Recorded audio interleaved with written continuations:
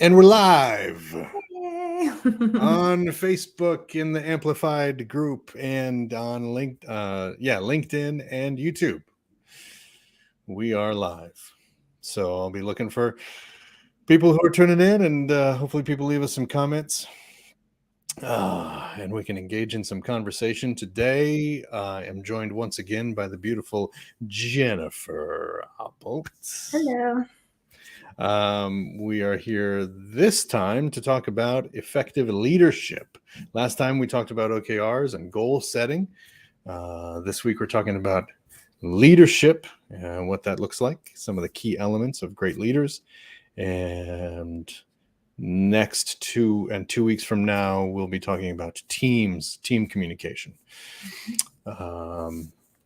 Yeah. So Jen, Yes. here we are to talk about leadership. Here we are. What's the best? Who's the best leader you know? Me? You. That's a great answer. That's a great answer. And why do you say that? No, just kidding. Well, I mean, I do, enjoy the topic of leadership and have spent some time studying and reflecting and researching. And, I can recall, making my way up as a young adult in the retail career ladder at Pure One Imports, and having a particular manager see leadership potential in me. And I actually consider her to be one of my leadership mentors. And, and since then I've really strived to be as good of a leader as I can be. And that takes, really a lot of reflection and learning and humbleness and stepping outside your comfort zone. So I was just saying that to be funny, but I do think that any leader who invests in themselves and their own leadership skills is on the right track. Well, and what I heard you say, what's her? And are you willing to say her first name? Yeah, her name is Johanna. Johanna. So what I hear you saying is that Johanna saw you as a leader, and that not only made her a good leader, yeah, but made you a great leader because you felt seen in that way, maybe in ways that you didn't even see yourself. True. So, looks like we got our first viewer. Thank you so much for tuning in. Please leave us a comment in the comments section. We want to hear from you. Let us know where you are and how you're doing today, and what your thoughts are on leadership. That's what we're talking about today. So, Jen, tell me. I mean, you've hit on something I think really important, is that a great leader cues up other leaders. Right. Right? Yes. So you wouldn't have seen yourself as a leader unless Johanna had seen that in you, and that made you step up and say, oh yeah, I can be X, Y, and Z. Yes, at that stage of life particularly. Yeah.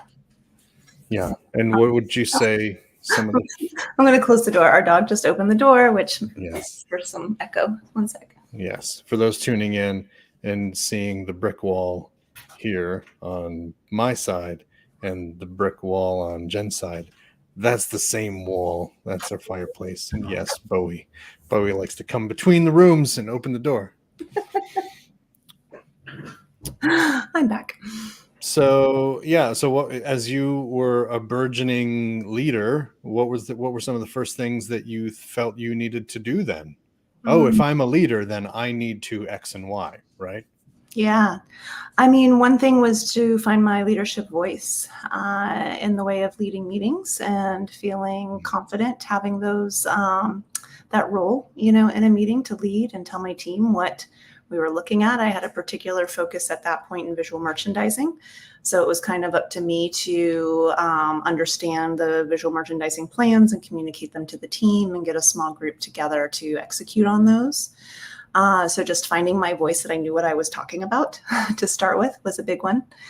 And I know that next after that became time for doing reviews. That was after a couple promotions, but I was having to review team members. And oftentimes some of these team members were older than me, significantly sometimes older than me. I was in my early 20s at this time. And that took a lot of courage for me and confidence building to be able to feel like I had the authority or the information or the insight, to that. Those are some of the things I can remember having, like it feeling big to step into in early leadership. So finding your voice Yeah. and giving and receiving feedback. Yeah. Yeah. Those are important elements. Let's see. What are some other elements that we want to talk about in leadership? I know we want to talk about how to become better leaders and how to develop our interpersonal skills and our emotional intelligence. And, now that we are much more into our paths as leaders and not so early on, there's a lot of things that we've picked up along the way. And I know you in particular have worked with a lot of leaders. So I'm hoping that we can share some helpful hints for those wanting to grow as leaders today. Yeah, for sure. Yeah. I can think of a couple qualities that leaders I've worked with have had, and that is radical honesty. That has been a really good one. Yeah. That's a green flag in my book, when I'm working with somebody and I know that they're telling the truth or that they're emotionally vulnerable, being able to describe feelings. I mean, and not just in like an NVC or a nonviolent communication way, but just in a way of like, I have feelings and this is what's coming up, right? This is how this situation or this scenario feels for me. Somebody says, nice to see you both. Just dropping in to see what you're up to. We'll catch the recording. Can't see who that is. It just says Facebook user because StreamYard doesn't let us see who the comments are from. But thank you for watching. And please let us know, I should say, if you're on Facebook, who you are and what you're up to in the comments. Unless you've logged into StreamYard and given it permissions, we can't see your name. Thanks for tuning in. Jen, what else? Yeah, I think, I dropped a couple of buzzwords there: interpersonal skills, emotional intelligence. And I think we're kind of starting to get into those, but maybe we should unpack a little bit more about what that means. How do you see interpersonal skills as being important for leaders today?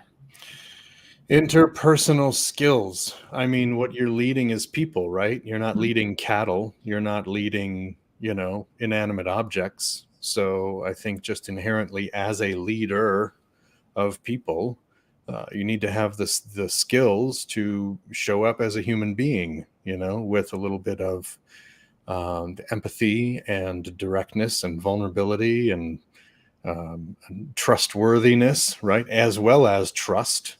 And I think that, interpersonal skills for me also means that level of communication is so clear that even when you are vision casting and painting done for people, that they can see themselves in your vision. And that doesn't just mean being a charismatic leader. It doesn't just mean weaving a really compelling story and being a riveting, speaker in front of people and, getting people to believe what you say is true. It means actually including, right? It means opening the door for people to want to be a part of what you're doing and what you're building. And that kind of trust, I think, comes from a level of interpersonal ability. And I think people can smell it a mile away if you're not authentic in your relationships. Mm-hmm. Yeah, for sure. Are there particular interpersonal skills that you think are important to develop? And how would one, if somebody this is just a whole new idea to them, or interpersonal skills, maybe it's because it's so natural to them, or maybe because it's foreign to them. How would somebody self-reflect and determine what kind of skills they might need to build in the way of interpersonal relations. Yeah, I mean, we learn by doing, I think. So I think the only way to build interpersonal skills is by being in relationship with people. I don't think you're going to learn interpersonal skills by living in or leading from an ivory tower. So I think that means in everything from your romantic to familial relations, like applying what you're learning and practicing what you're learning and constantly talking about and workshopping what you're learning. But then also bringing it into your business or your organization and be practicing, consider it. I don't want to sound so masculine about it, but consider it an arena where you can, kind of practice and spar with a partner, and try out some of these ideas in a safe way, and in a consensual way, and in a self-aware way that you are both consenting to kind of try out these things that you're learning and growing through. I think the best organizations have a real like coaching culture where, like you were saying, one of the things early on, you said, holy shit, I need to get better at giving and receiving feedback. Like that's a really great indicator in a coaching culture when people are able to give and receive feedback well. And have it land well and not take it personally. And, or some people say, have it not land on the person, but on the table in front of you, so that you can talk about it. So there are ways to kind of develop those interpersonal skills, but you're going to fuck it up a few times, like you're going to hurt feelings and you're going to get your feelings hurt, and you have to get better at it, and you get better at it by showing up and doing it again and again and again. And checking in and asking your team, like, how can I be better? How can I be a better leader? How can I be more approachable? How can I be more accessible? How can I make you feel more heard? How can I elevate you as leaders, right? Just having that open forum for communication just comes through practice. Yeah.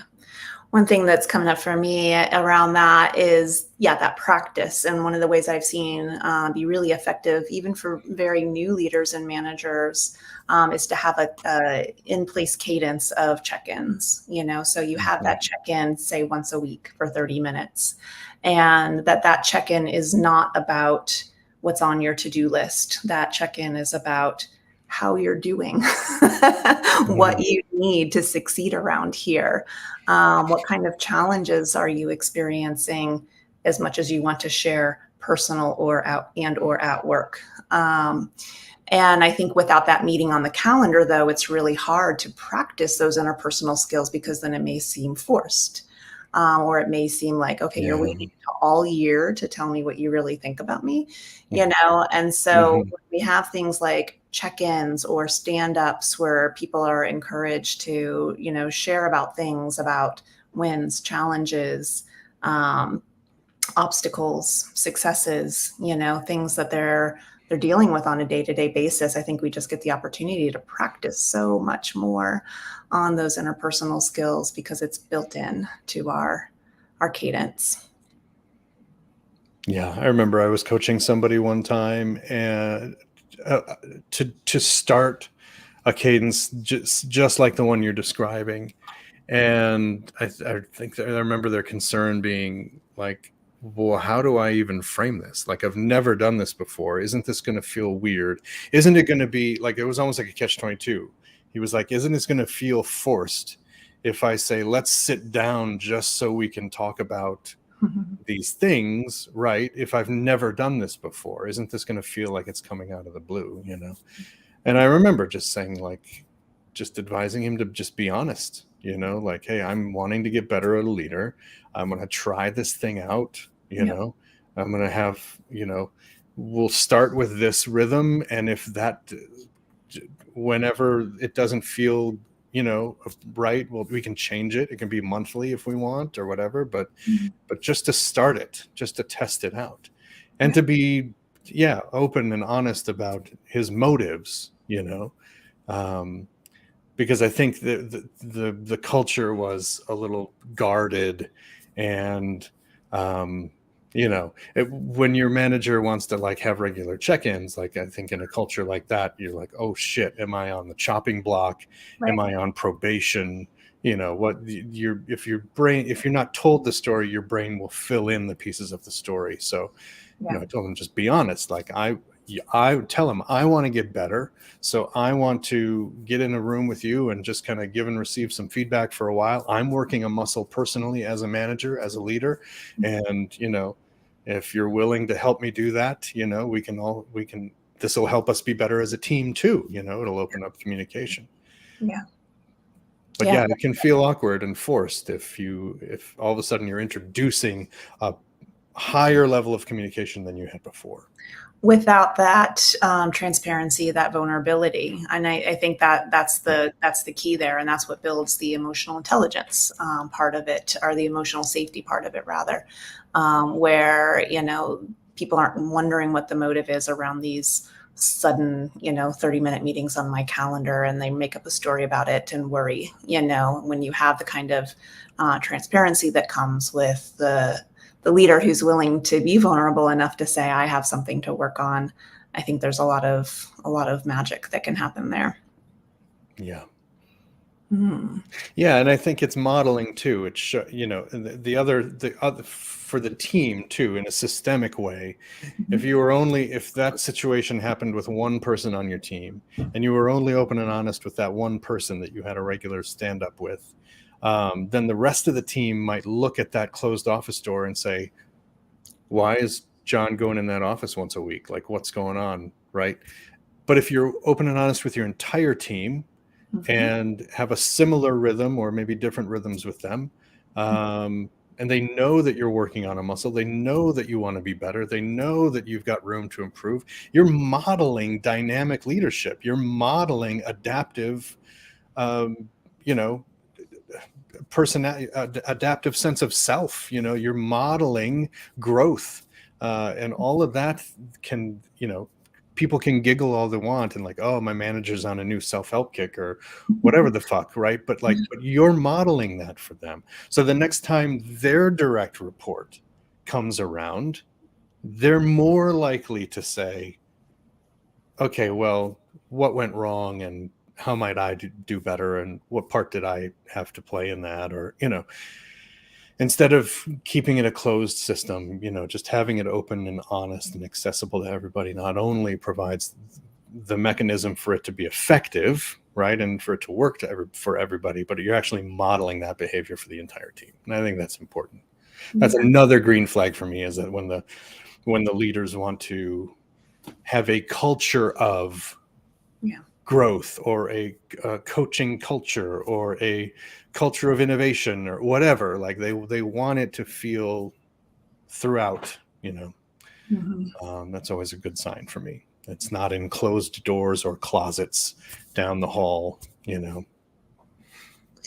Yeah, I mean, and I think depending on the size of the organization and kind of what kind of hurdles there might be to implementing things like this, I mean, yeah, what is the kind of the pros and cons of maybe doing like little test groups or something like this versus doing like a big rollout, like everybody's doing one-on-ones now versus I'm going to do some one-on-ones with my team and see how that goes. Have you seen one approach or the other be more effective, or is it really just an individual case-by-case situation? Well, I mean, there's sometimes a case for one person getting that degree of attention, if there's something that really needs to be coached with one person. But I think you're right about, like, if we roll this out to all 300 people, and then all of a sudden, oh, you know what, the weekly check-ins aren't working the way I anticipated them, let's do it this way instead, then the constant pivoting can burn people out. Right. and also make them feel like you don't know what the hell you're doing, like, because you're constantly experimenting with things. So I think there's something to be said for, yeah, maybe beta test it with a group of 5 or with one team, maybe with the marketing department or just with admin or whatever, but like maybe test it and then say, hey guys, we've had this program in beta, this feedback program in beta or whatever, and now we want to try it with everybody. It's probably a more stable, secure, kind of even-handed approach in larger groups, larger organizations. Yeah, that makes sense. What are some books or resources you would recommend for people wanting to be a better leader? A better leader. Okay, so this is the photographs of the books are the things we're doing this month, and this stack for this month is okay. If we want to know more about what Jen and I have to say about leadership, you can always grab our book, Visionary Leadership, which is super cool and available where finer books are sold on Amazon.com. And I tell you, I've already talked a little bit about coaching culture. I am a really big fan of Michael Stanier's book, The Coaching Habit. It has a really great list of coaching questions and why asking questions is important in organizations. So I really, I can't say enough about that book. That's really good. I will say that the one that was most formative for me was Mastery by George Leonard. This had a really, really great section in it on plateaus. And for me, that has been a huge recurring theme in my life, and something that I experienced frustration around for many, many years. And that was, I would skill up and skill up and skill up, and then I would be bored as shit for 5 years because I had figured the thing out, or I had gotten to a point where that wasn't difficult anymore. And then I was coasting for a while, but then I was like, yeah, but what's next? What's the next challenge for me? And so the different kind of arcs that people take on the journey of mastery is something that he illustrates in the book. And it really got me to not just appreciate and be okay with, but to really fall in love with the plateaus of mastery, because they're frequent.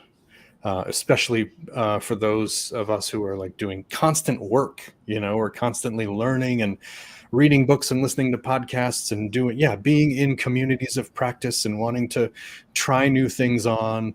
And then it's like, okay, I know that thing now. What's next? Well, the next thing might not be for a year, or so. So what do you do that year? You fall in love with the plateau, and you enjoy what happens in that year. And that book really helped with that. So Mastery is one. And the one that's not in this stack, and I didn't include, but I will say here, is The Big Leap by Gay Hendricks. I mean, you and I were just talking about that the other day. From, what is it? Upper limiting, zone of genius. Upper limiting, and that ceiling of belief, like the holding yourself back because you don't believe you can get beyond a certain point. So removing that upper limiting of yourself as a leader. The zones of genius and excellence and competency, and not staying in your zones of excellence or competency, but really trying to inhabit your zone of genius and not letting people pigeonhole you in your zone of competency or even excellence. It's things you're really good at, but you don't love. They don't light you up, but we just keep doing them because we're good at them, and because other people keep asking and we keep saying yes to them, right? It keeps us from being in that zone of genius where we can really do the magical visionary work that we need to be doing as leaders. And then what's the third? Time is the third thing that Gay talks about in that book. Einstein time and creating time. Can you tell, you brought that one out? Can you Yeah, tell us a little bit about that one? I think people who I've talked to who've read that book and that chapter in particular have mixed feelings on that. But it was the one that like it blew my mind because um, it really just helps you understand that what you prioritize is what's important to you. And if you say, I just don't have time, just don't have time to like really take ownership, personal responsibility for the fact that it's not that you don't have time, it's that you haven't prioritized that or made time for it, or it's really honestly not all that important for you. And they use a pretty touchy example there. And the story was there's a man working and his kid wants to play ball and he's like, no, no, no, I don't have time. And then, in a separate scenario, the kid comes to him with I forget what it was, a cut on his knee or like some medical emergency that needs tending to. Suddenly the man has time, and that's just like a really kind of polarizing story, but it proves the point that we make time for what's truly important for us in the moment. And I think as soon as we can like take a hard look at ourselves from that lens, then we can understand that, our priorities are something that we really need to think about. And if something isn't a priority to you, then, just being honest with yourself about it. But if it is, then you are the creator of time is basically the other end of that book. And the opportunities are endless. Yeah. Yeah, that's a fantastic one. The Big Leap by Gay Hendricks is a book that should be on everybody's shelf, especially if you're leading teams and organizations. Yeah, that's a big one. Yeah, that's a good one. Another one here on the stack is by Stephen Pressfield. It's called The War of Art, a play on the art of war by Sun Tzu. And I know that for most people in the business world, you see a book with the word art and creative on the cover, you might think, oh, it's about creativity. It's not for me. The whole entire, let's see, what is this? The entire first third of the book, the entire first 70 pages is all about the concept of resistance. And this was a game changer for me, not only to clear blocks or obstacles for me in my creative process, but also around showing up as who I thought I needed to be, showing up as the leader I was becoming. I think if you're doing any kind of leadership development or professional development, checking out the first third of this book focused on resistance would be vital. Resistance is a gift and shows up, lets us know that the work is being done, and sometimes even tells us in which direction to lean. And so, yeah, there's lots to be learned about resistance in The War of Art. And I would recommend The War of Art for all human beings, not just leaders, managers. Do you have any examples in a way about a way that resistance showed up for you that you're able to work through?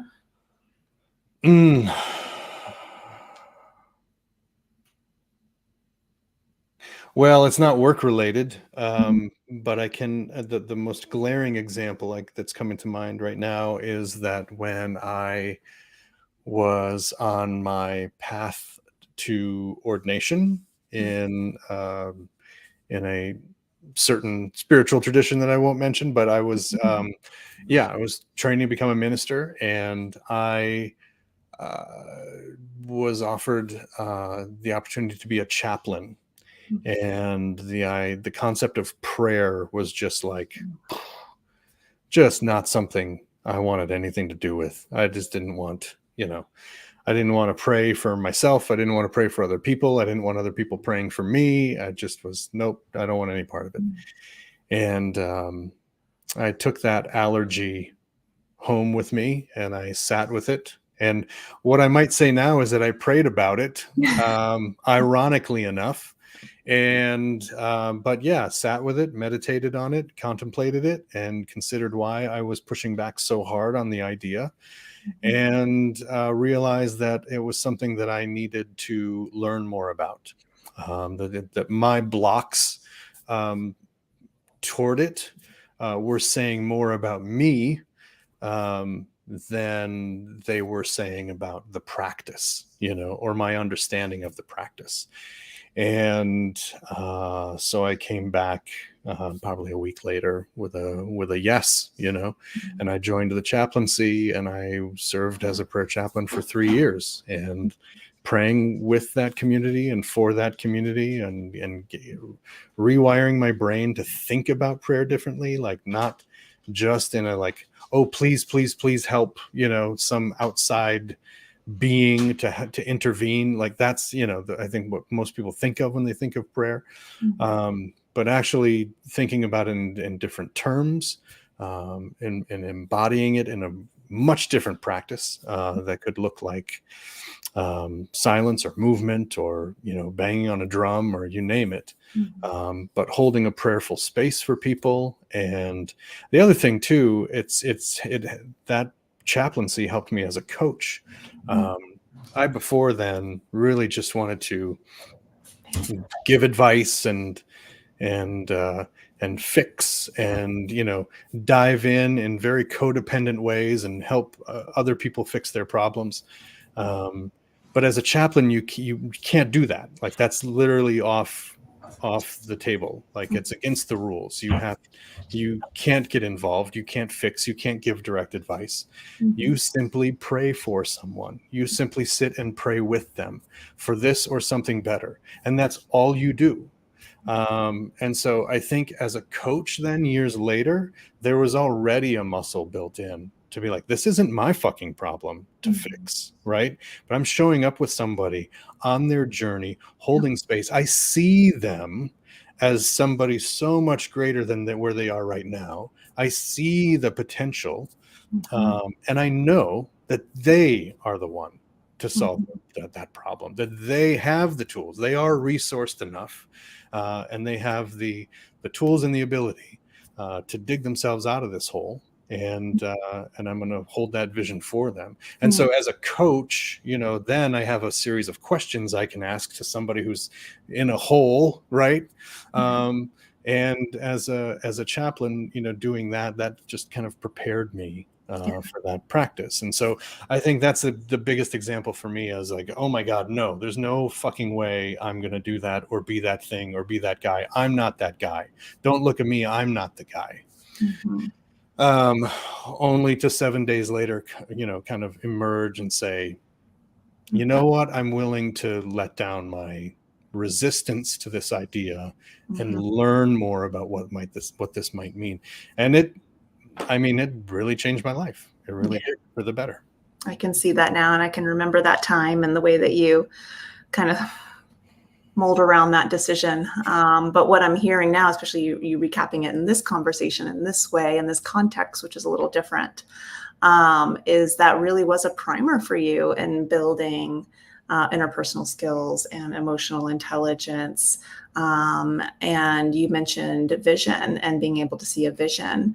And I know that that's a big thing that we talk about in visionary leadership. And I know we only have a few more minutes, but I wondered if you might kind of talk about the visionary leader, and how does a visionary leader show up for their company or their team or their whatever, their world, their community, their life.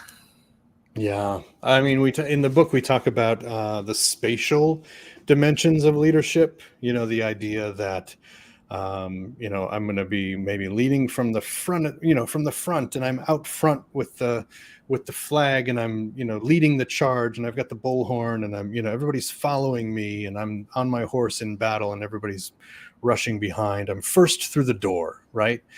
And then there's also this concept, which is, it's been debunked, but the based on that image of like wolves, and like the leader of the pack is actually leading in the back, but yeah, leading from behind, is another spatial way of thinking about leadership, and actually taking a wide view of your team, understanding where the gaps and opportunities are, letting them lead, letting them go out front.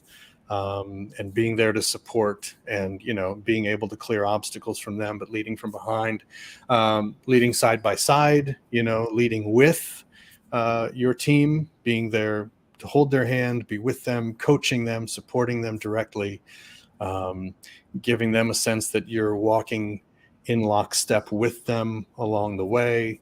And of course, leading from above can be one thing, where you're kind of, it's top down, hierarchical, one to many, command and control type leadership, but also then leading from below. And we say in the book that, some of the best leaders lead from the bottom of the pyramid. They know that they are lifting up leaders, and queuing up those many leaders to kind of come behind. So the spatial dimensions of leadership are something that we encourage visionary leaders to be flexible about, and there's times when you're going to have to be first through the door, and there's times when you're going to have to trust your team to go first, and there's times when you have to raise up leaders above you, and there's times when you're going to have to stand on a fucking box and say, no guys, this is the vision, like just trust me. Like there's times where you have to do the command and control things sometimes, but you've got to be able to switch and be flexible between those kind of spatial modes of leadership. So that's one element of visionary leadership. Yeah, for sure. Thank you. But it's just in the name, it's vision. It's the person who holds the vision. Mm-hmm. If you don't have the vision of where you're going, and you can't communicate the vision, in my preference is of course that you visually communicate the vision, right?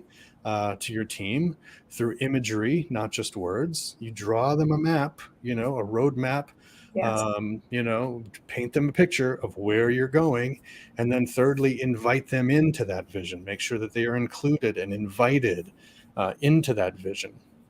Those are the things that I think the visionary leader really does well. Has the vision, communicates the vision, invites people into it. And if you can continue to do those things. And what did they say? How many times does a leader need to do that? I know it's not just once. Does a leader need to do that? Need to communicate the vision in order for the team to really hear it. Oh, I mean, what is the saying? Is as soon as you get tired of saying it is when they're finally hearing it. Yes. Right? Yeah. Yeah. Yeah. So you can't just give one, speech to the team at the beginning of the year and be like, here's the vision, and then expect them to all be on board and understand and feel, yeah. And even though visuals are powerful, you can't just show them the map one time and say, okay, here's the map, guys, memorize it, and then put it away in a drawer. You've got to make a silk flag out of that map and hang it in the conference room. You've got to have posters by the wash stations. You've got to have everybody has to be reminded of what that roadmap is day in and day out. I mean, you've got to live it visually, because that's how it's reinforced.